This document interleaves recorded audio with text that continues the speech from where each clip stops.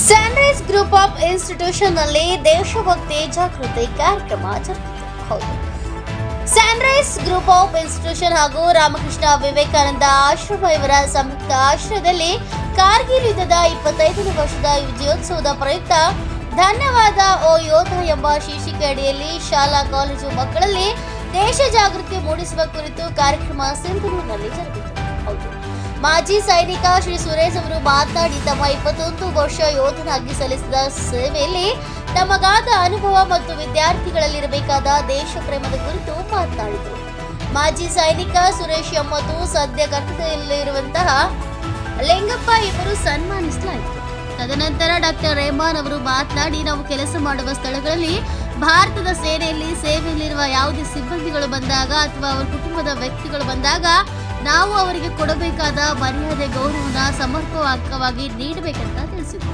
ಈ ಸಂದರ್ಭದಲ್ಲಿ ಸಂಸ್ಥೆಯ ಅಧ್ಯಕ್ಷ ಇರ್ಫಾನ್ ಕೆ, ಲಾಜರ್ ಸಿರಿಲ್, ಇಸಾಕಿ ಅತ್ತಾರ್, ಪ್ರಾಚಾರ್ಯ ವಸೀಂ ಹುಸೇನ್, ರಾಜೇಶ್, ಭವಾನಿ, ಜ್ಞಾನೇಶ್ವರಿ, ಸಂತೋಷಿ, ಭಾಗ್ಯಶ್ರೀ, ಸಾಗರ್ ಹಾಗೂ ಸೇರಿದಂತೆ ಇನ್ನೂ ಅನೇಕ ವಿದ್ಯಾರ್ಥಿಗಳು ಉಪಸ್ಥಿತರಿದ್ದರು. Venkatesh Naik, NK64 news bureau, Sindhanur.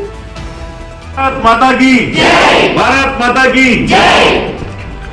ನಿಮ್ಗೆಲ್ಲರಿಗೂ ಗೊತ್ತಿರುವ ಹಾಗೆ ಇವತ್ತಿನ ದಿನ ರಾಮಕೃಷ್ಣ ವಿವೇಕಾನಂದ ಆಶ್ರಮ ಸಿಂಧನೂರು, ಬಪ್ಪೂರು ರೋಡಲ್ಲಿರುವ ಸಿಂಧನೂರು ಅವರ ಸಂಯುಕ್ತ ಆಶ್ರಮದಲ್ಲಿ ಈ ಒಂದು ಓ ಯೋಧ, ಧನ್ಯವಾದ ಓ ಯೋಧ ಎನ್ನುವ ಕಾರ್ಯಕ್ರಮವನ್ನು ಕಾರ್ಗಿಲ್ ವಿಜಯೋತ್ಸವ ಅಂದರೆ ವಿಜಯ್ ದಿವಸ್ ಜುಲೈ 26 25ನೇ ವರ್ಷ ಮುಗಿತೆ. ಅದಕ್ಕಾಗಿ before partition they both wear close friends. ಹಾಗಾಗಿ ಅವ್ರು ಹೇಳ್ತಾರೆ ಇವರು ನಿಮ್ಮ ಮಗ ಅಂತ ಗೊತ್ತಾಗಿದೆ, ಹಾಗಾಗಿ ನೀವು ಒಂದ್ ಮಾತು ಹೇಳಿದ್ರೆ ಸಾಕು, ನಿಮ್ ಮಗನ ಬೇಕಿದ್ರೆ ಬಿಟ್ಟು ಕಳಿಸ್ತೀವಿ ಅಂತ.